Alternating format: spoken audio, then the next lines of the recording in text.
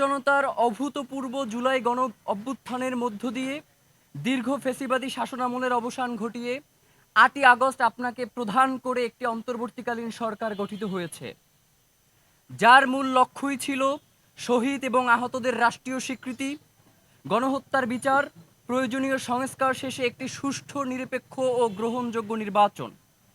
অথচ অভ্যুত্থানের প্রায় ১ বছর অতিবাহিত হলেও এখন পর্যন্ত জুলাইয়ের শহীদ এবং আহতদের কপালে রাষ্ট্রীয় স্বীকৃতি জোটেনি।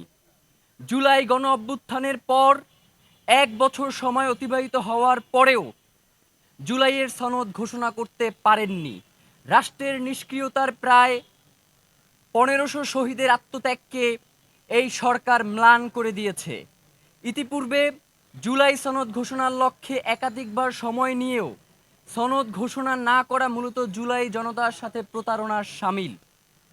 অভ্যুত্থানের সরকার থেকে এমন আচরণ কেউই প্রত্যাশা করে না।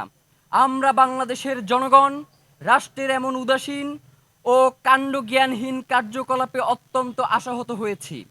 অতএব চলতি জুলাই মাসের মধ্যেই রাষ্ট্রের তরফে জুলাই সনদ ঘোষণা না হলে আগামী ৩রা আগস্ট চূড়ান্ত মুক্তির ডাক হিসেবে সচিবালয় অভিমুখে কফিন মার্চ ঘোষণা করছি।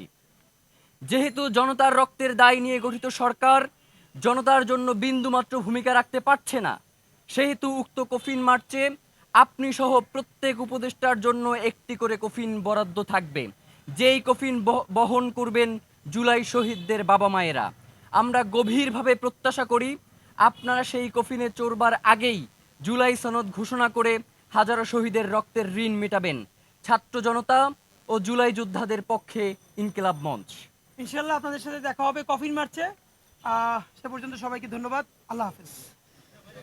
জি প্লিজ বলেন। হ্যাঁ,